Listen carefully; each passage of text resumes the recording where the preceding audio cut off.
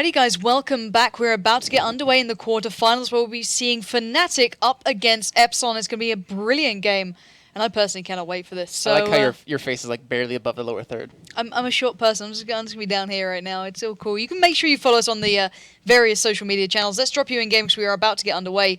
And, well, it's going to be Operation Locker. We saw how much of an upset that caused previously.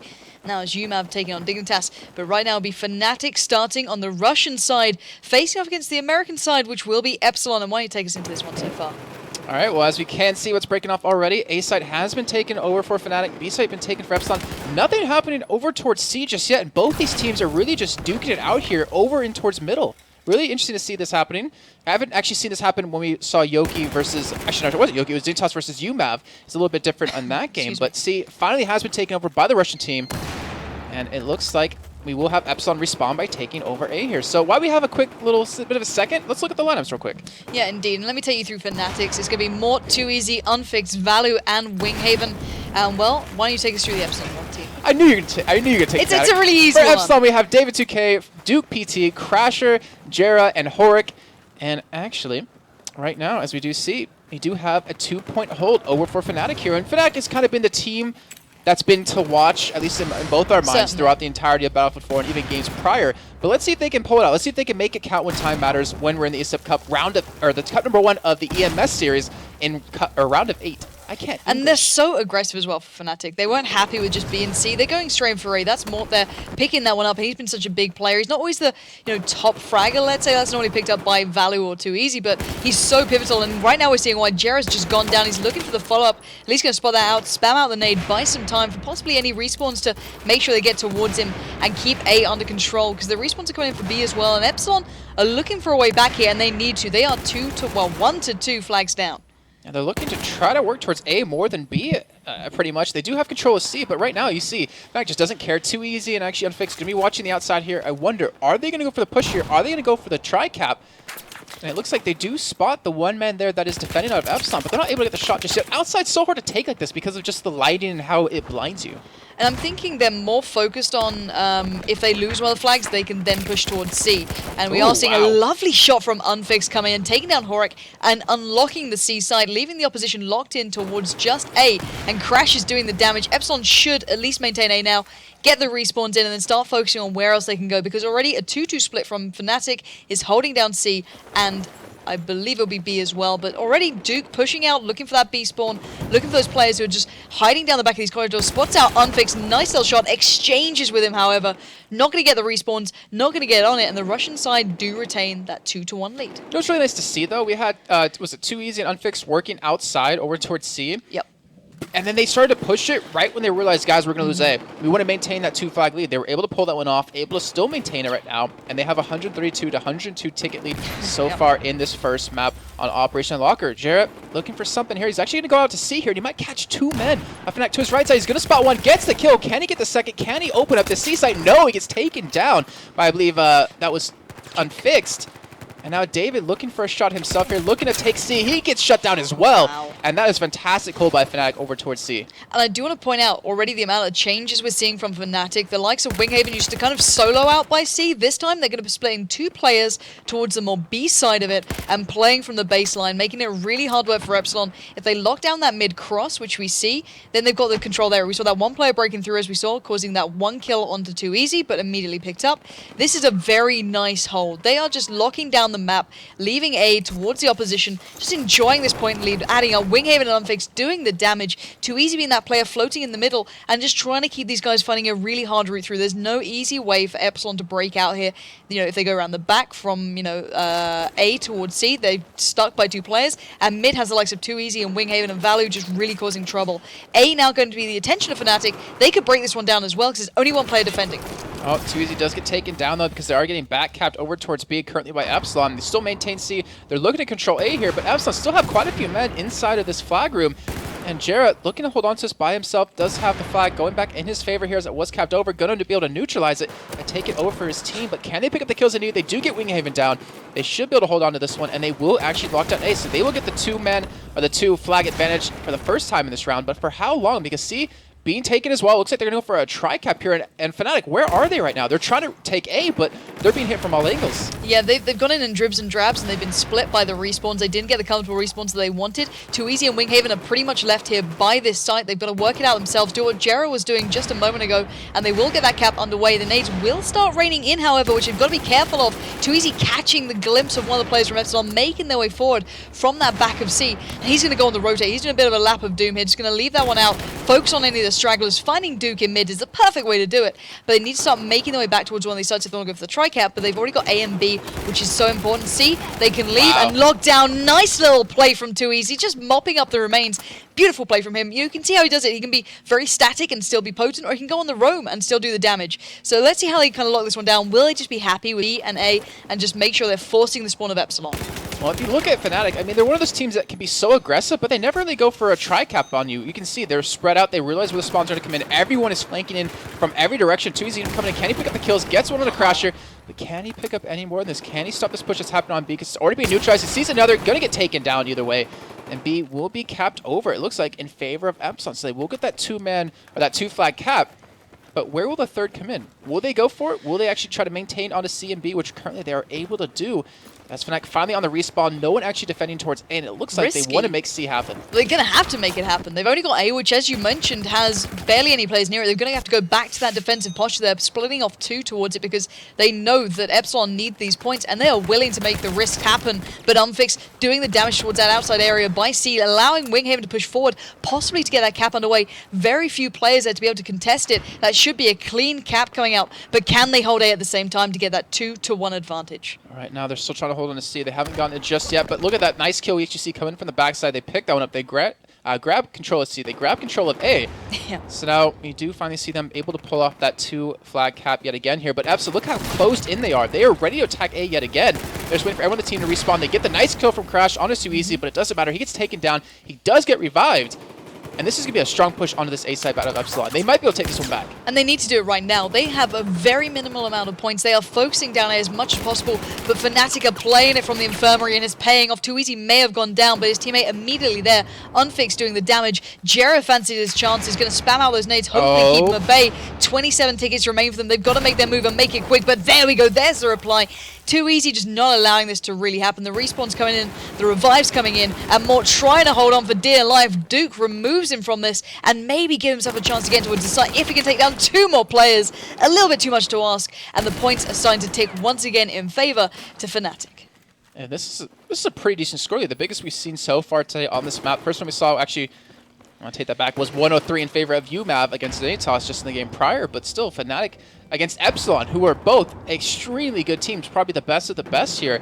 Fnatic able to get a very strong hold onto this game here, and right now, but 8 tickets remaining, it looks like they're going to be able to keep this. With the great hold they're able to pull off at A, it looks like they're going to lock this one down, and even Winghaven coming in for the backside, as you were saying. Usually the man to be outside and hold C, he's actually making the plays happen. He's actually going for a flank. Yeah, they've allowed him to be a bit more aggressive, very much changing things up here. New role for him. Curious to see how it pays off. He's going to be trying to get around the back, but the damage has been done. This is Fnatic looking strong. They'll probably go with a 95-point lead or 96 maybe. There is a turnaround, but it's just maybe a little bit for Epsilon to try and chip away as much as they can. But already, Unfix being in there, it's going to be around the 80 marker at the very least for Fnatic, and that is the perfect start for them. We know Epsilon can be dangerous, but Fnatic proving they're a little bit more to be worried about than we expected, and this is an impressive start from them. Yeah, that really is, and it's so, I don't know, it seems so, I don't even know the words I'm looking for. It was just so well played. For instance, they didn't try to get overly aggressive.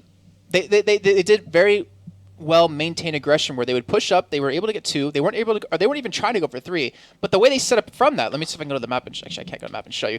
But like when they had certain flags, like for instance they had A and B, they set up a nice line of people from A towards B. So if anyone came in from outside, which is where Epsilon was respawning, they would pick them off from every single direction. They had this great positioning, and we know Fnatic, this is probably, I think in my eyes, one of their favorite maps to play on. They just shut them down so well, and Unfixed, who, we didn't really give too much attention to. 20-5. That's not a bad score. Yeah, and all the players played their role very well. We saw Too Easy being the roaming player, playing a little bit of support towards the outside as well, and they're so interchangeable with each other. They can really switch up. If they need to be that aggressive player, they can do it. They've got Value to be that player to get right in their faces, but he didn't have to in that one. He was very comfortable with what they did.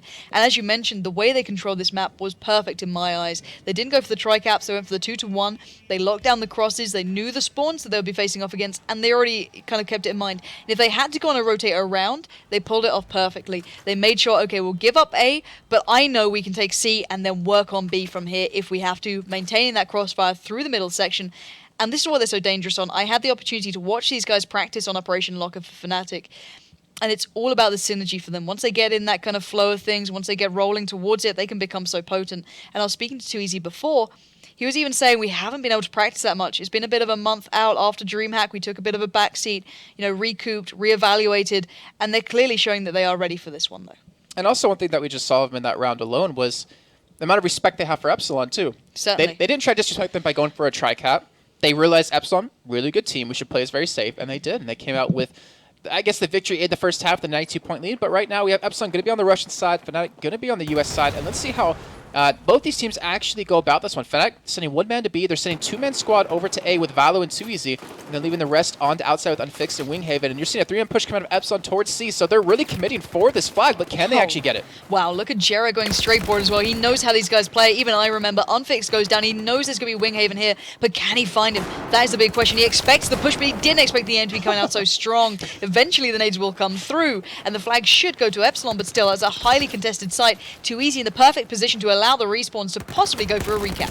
Oh, he's able to pick up one, and I believe there's still one man down there, but actually, either way, they do pick him up. They are going for the C cap again, and it looks like they will be able to lock this one down, because look at the position of the rest of their team. We have Duke actually in the backside. Looks like he's waiting for people to spawn top of him, and even two people of Epsilon spawning towards B, so they're going to go for a hit on A, going to go for a hit on B, but what can Mort do about it? Because he's in the prime position to make something happen here. He's in between B, he's in between A, and he has to make a choice of which site he wants to hit. Now look at the way they're just completely engulfing the site at the same time. Winghaven through the back, Mort through the front, picks up the double, opens up the site, and they should be able to handle this one. He's not happy with just that. He wants to push further. He wants to keep Epsilon so far back. Horek just cannot find a way through from that B side. He's going to be pushed back, get that, a little bit of regen going on, a little bit of that health coming back, and getting Duke to spawn in him to maybe find a new route. Because once again, we're seeing, Fnatic having that perfect presence of how to take sites, and that's why the points are in their favor. But maybe Epsilon can pull something back here. They've got a nice chance towards the outside spawn, but Too Easy gets right into the middle of it. Not going to win the exchange, though. And, well, we're going to see how this one goes down. Well, they did lose. Well, actually, C hasn't even been taken by either team just yet, but they have potentially lost C here, which it has, technically gone down over in favor of Epsilon right now, but they are just biding their time. You see, they're all trying to get their respawns in. They're all trying to get prime position. And Valo, he's been the man to rotate. He actually does catch David in the back. Going to be able to pick up the kills. So that does open up potentially an A push, but just as we saw not a moment ago, they swarmed this A side. I wonder if they're going to go for the same thing yet again, because he's working around towards middle at the same time. Yeah, it was that kind of fold together. This time they're trying it once again, and it looks like they might get that execution underway. Here comes the push coming through. Mort's made its way towards the entrance of the infirmary, but this time there's a little bit of a challenge coming out, but still, it's happening, and Crash is in severe trouble. Nades raining in left, right, and center. He's trying to find a safe position. He knows there's a player close. The fire comes in, but only for a second. Duke's finding his teammates. They're trying to focus on this A side. That's what Fnatic want at the moment. That's what they're aiming for. We've seen a slight split towards B to challenge out Jera, but still, it's very tentative, and at the moment, we are seeing Fnatic gaining control here. A is the last bastion of Epsilon, and it looks like it's slipping as well. Currently, his ticket lead does stand in favor of the Russian side, in favor of Epsilon, as they just drop below that one, as we do see Fnatic pick up C and B. But look at, this is what I was talking about earlier, the line they pull off. They just have a line of men swarming and pretty much just making the calls, really figuring out where they're going. It looks like, Too Easy to realize, hey, they're probably going to take C, guys. We should probably start working towards A. We picked up a kill or two, and they might be able to close one off. Winghaven, going to tag along with him, picks up one kill to David. Will he be able to pick up anything else off the back of this, though, as he does throw in a couple of nades here.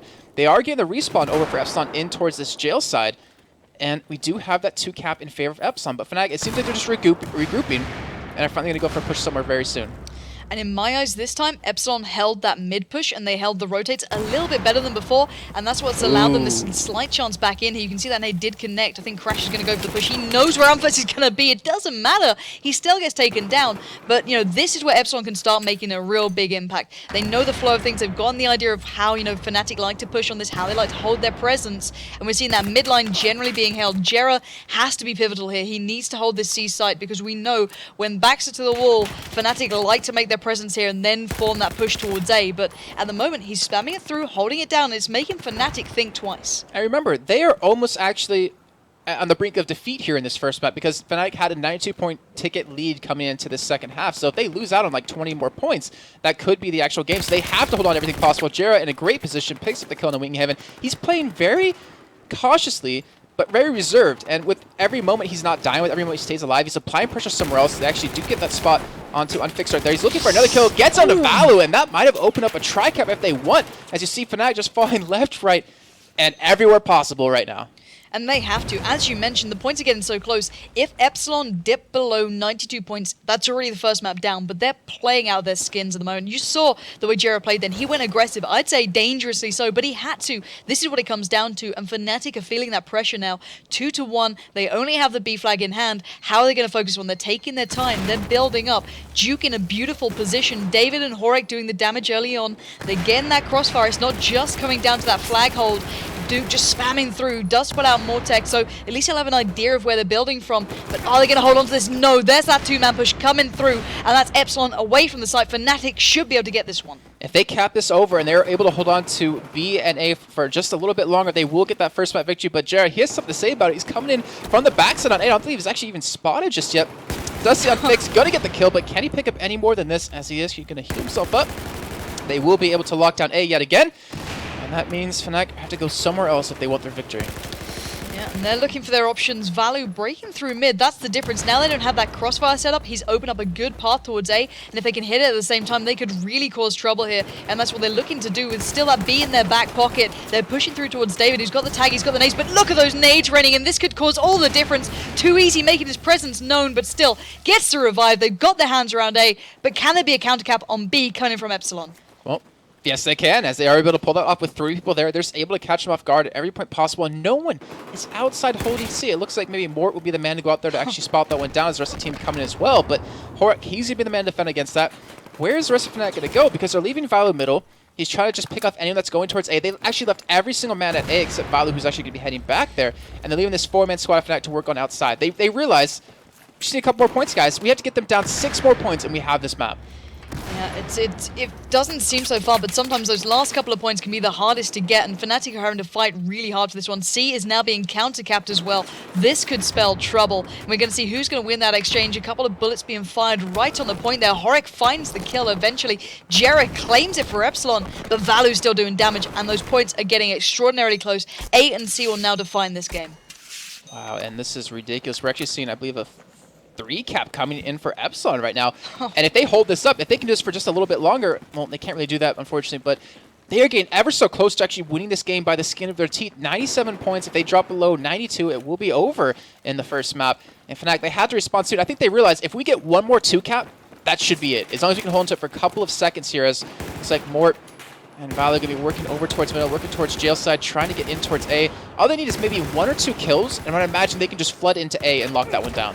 Yeah, but it's still Epsilon holding them at arm's length. They're not allowing the 2-pronged attack that Fnatic were loving. C is no longer an easy option, and this is the last stand. Epsilon are holding on by the skin of their teeth, but it's paying off. Winghaven, no easy way through. Too easy, been taken down. Unfixed spotted out. That crossfire through mid is doing the work.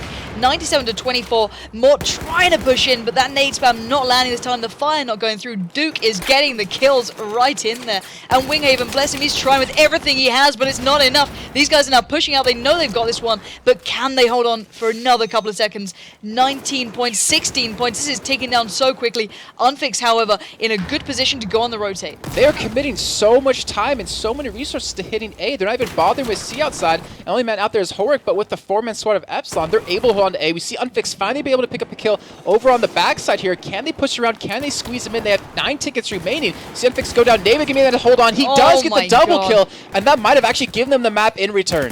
They're going to have to start thinking about those respawns and everything that goes along with it. If they hit that respawn button, this could be over. 4 points remain. They are on the C point, however, but it's enough. And my God, in the last couple of seconds, Epsilon have become absolute beasts. And that is a awakening call for Fnatic to step the hell up.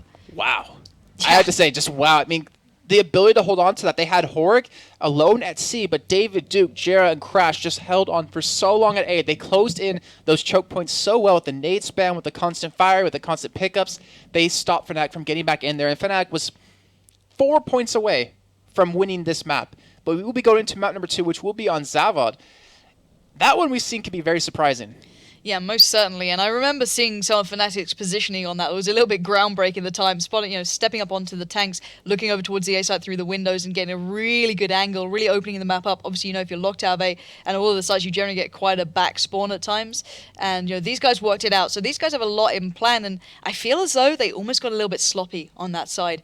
Once they kind of worked out, oh God, we really need to pull ourselves together, they just had nothing left. They could not break through that mid hold. Duke was doing perfectly there, playing out from that jail side, creating the crossfire, allowing the rest to play from the actual back site, and just it was mowing them down one by one. Winghaven too easy, Value could not break through, and they tried towards the C site. At the very end, they just got Yeah, it, but I was it wasn't confused. enough. Why did they commit so much time towards A? They committed so many resources to retaking A over and over again when they already had B locked down, but there was only one man defending C at any given time. But we saw how quick the rotates were from Epsilon as well. Because they're playing so far back from Infirmary, for example, and they came around, it's only a 10-second walk to go towards the back of C, where you have the advantage looking over. If they get in the higher ground, we saw how potent that can be. We saw Epsilon doing the same damage, Fnatic doing the same damage to Epsilon on the other side. And once they did that, they worked out that we don't need to have that presence there. We don't need to have two players constantly there. We can focus towards the other side and just lock it down. And that's exactly what they did. Perfect read of Fnatic coming out from Epsilon. And I'm curious to see if they can kind of convert that here on Zava, which is a very different map. We saw some teams struggling and some teams really coming into their own.